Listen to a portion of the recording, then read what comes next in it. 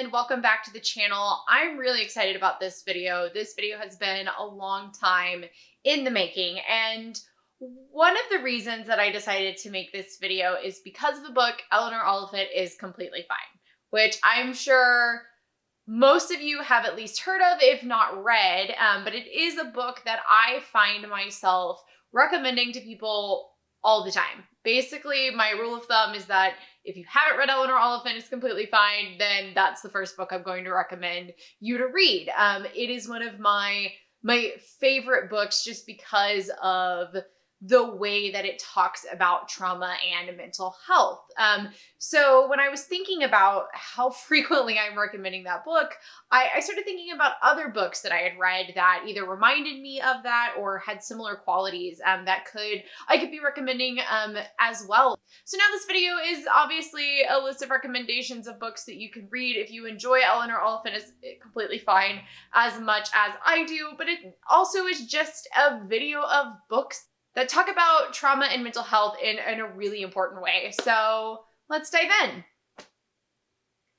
So in case you haven't heard of Eleanor Oliphant is Completely Fine, I'll start by giving a quick overview of that book and the book that kind of inspired this video as a whole. Eleanor Oliphant is about a woman named Eleanor who is a little awkward when it comes to social situations. She's very isolated, she lives alone, she doesn't have any friends, and she doesn't really have the social skills that society expects from people. One day she meets an IT guy who works at the same company that she does named Raymond, and they end up saving an elderly man named Sammy who has fallen on the sidewalk and really injured his head. And so through this, the three of them start this friendship. And Eleanor specifically is forced to kind of question her life and her isolation and the way that she interacts with people and thinks about people through this growing friendship with Raymond and Sammy. And Raymond is just a really wonderful character who really forms this wonderful relationship with Eleanor despite what some people may see as her flaws. But the thing that makes this book so magical is that you find out that Eleanor has suffered some sort of traumatic event. She's got weekly calls with social service workers, and there's this event that she keeps referencing that you don't really know what happened there. But the whole book is kind of her building this friendship, what this friendship means to her, how she is forced to kind of look back at herself and her trauma, and then ultimately try to move forward with her life. It's just a book about the ways that trauma kind of extends into your life past the event itself. It is a much beloved book in the book community, and so I am excited to give you guys some additional recommendations based off that. Okay, so the first one that I'm going to recommend is going to be the most one-to-one. It is How Not to Die Alone by Richard Roper. How Not to Die Alone is about a man named Andrew who works for the public health department in the UK.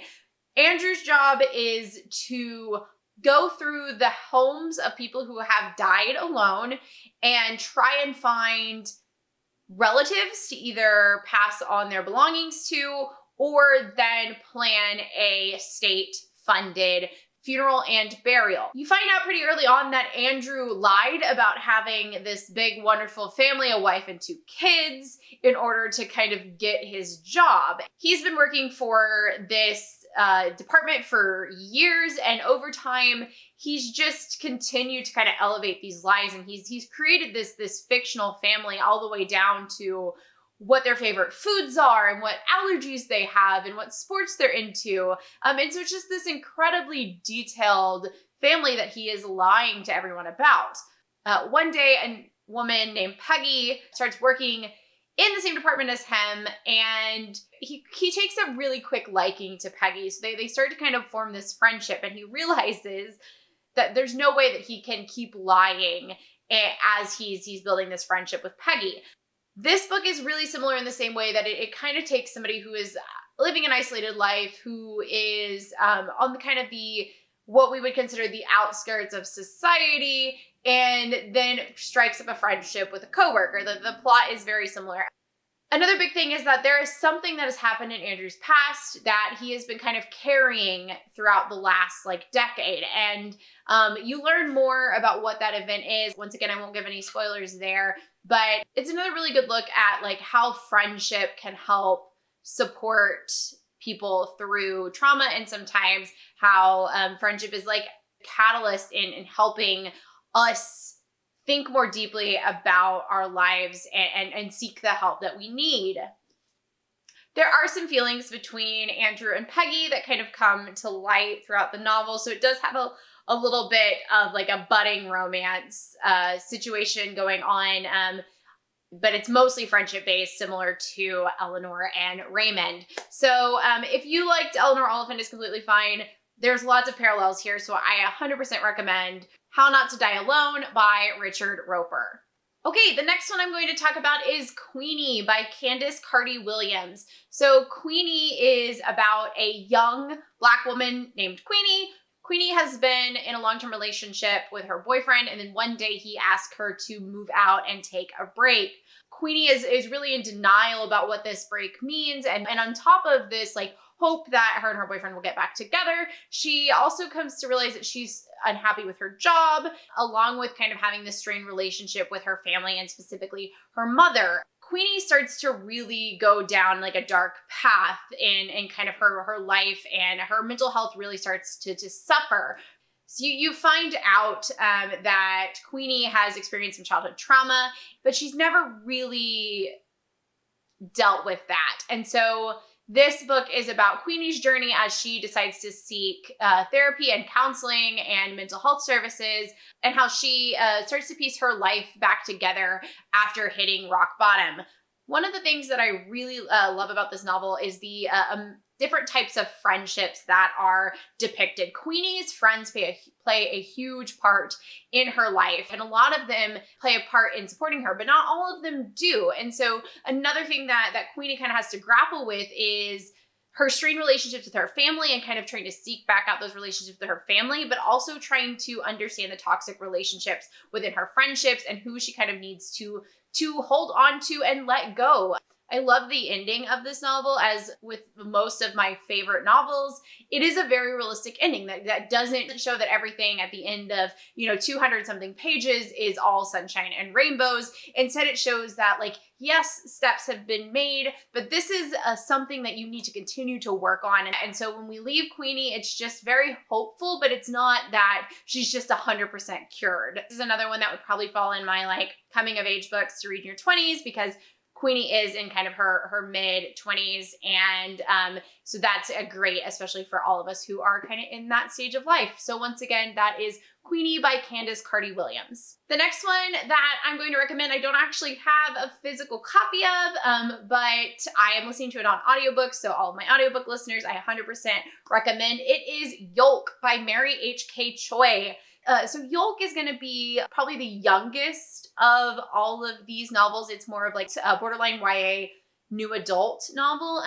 Yolk centers around Korean-American sisters Jane and June, specifically focusing on the perspective of Jane. So Jane has been living in New York. She's going to fashion school. She is in her early 20s. I believe at the beginning of the novel, she has a fake ID, so she's not yet 21. She struggles with an eating disorder and body dysmorphia. She also has been in just some really toxic relationships with some guys over time. And she has an estrangement from her older sister and her parents back in Texas. So at the beginning of the novel, Jane finds out that her sister June has ovarian cancer. And June is kind of hiding it from her parents because she doesn't want to worry them.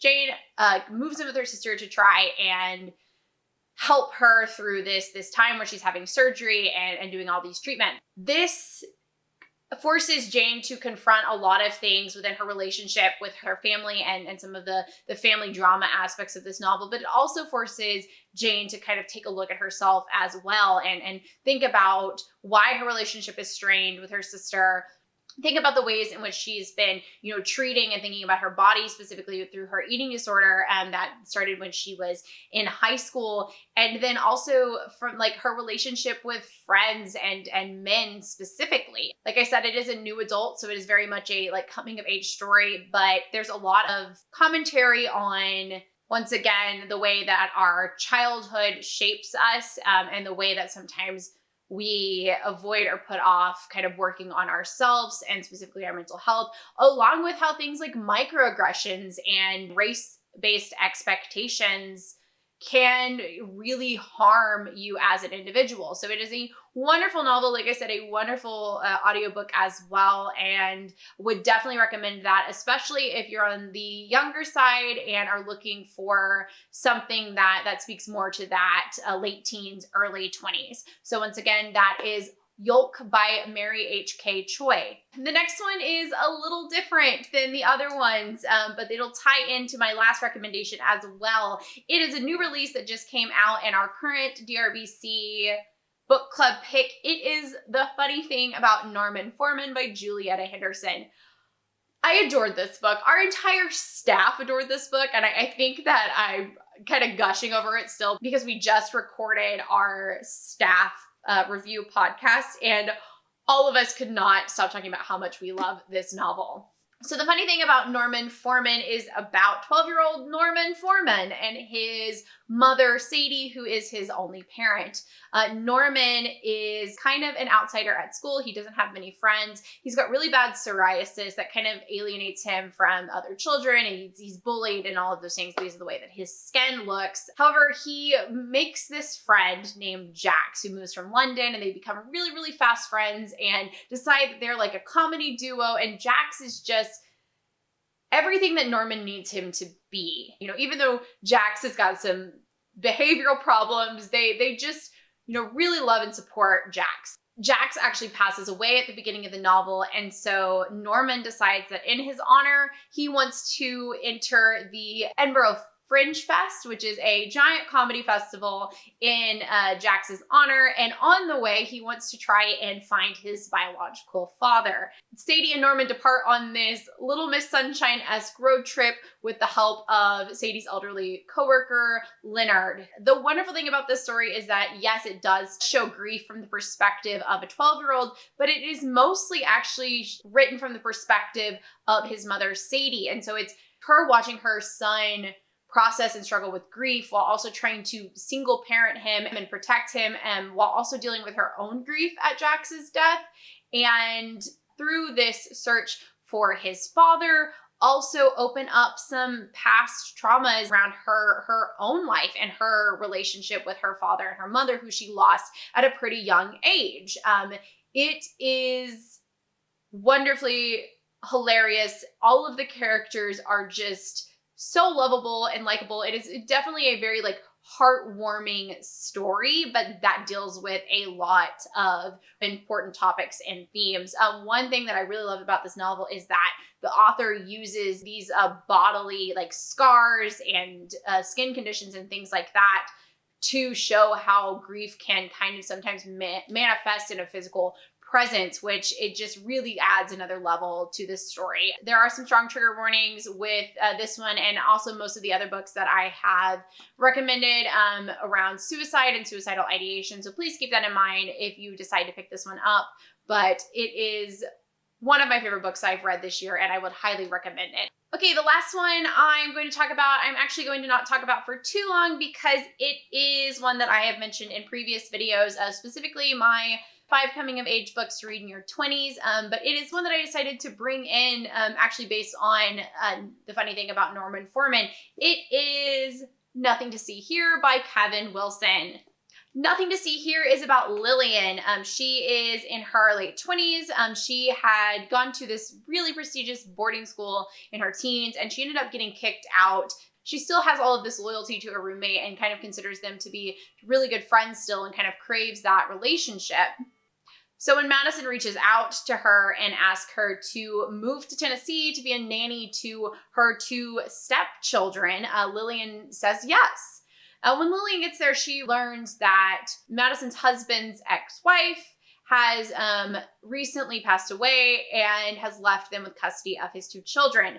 The catch is that these 2 children spontaneously combust into flames when they experience intense emotion, which is a lot of the time because they are children and they are dealing with the grief and loss of their mother. So Lillian becomes a live-in nanny for these 2 children to kind of keep them hidden away from society because Madison's husband is a governor and is actually up for a cabinet position. And this novel is a wonderful found family novel about how Lillian, who has difficulties with her mother and a strained relationship with her mother, and also just feels really guilty about the way that she hasn't lived up to the expectations that everybody had of her when she was in high school, and what the circumstances of her getting kicked out of boarding school really meant to her relationship with Madison, and how she has been like dealing and processing it with. And so she not only helps these young children kind of sort through her emotions, but she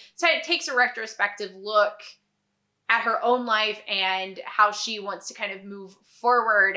It is a wonderful book about motherhood. It is, once again, really heartwarming and hilarious. It is one of those that like you're like laughing through your tears kind of situation. It is one of my all-time favorite books, especially as somebody who is not a mother but has worked with children in some way through most of my like adult life. Highly, highly recommend it to anybody who loves found family novels, but also novels that deal with trauma and grief. So once again, that is Nothing to See Here by Kevin Wilson. Thank you guys so much for watching, and thanks for your patience recently as I've been trying to figure out my audio and my video setup, as well as just kind of taking a bit longer to produce videos. I'm loving running this channel, and thank you everybody who is now subscribed.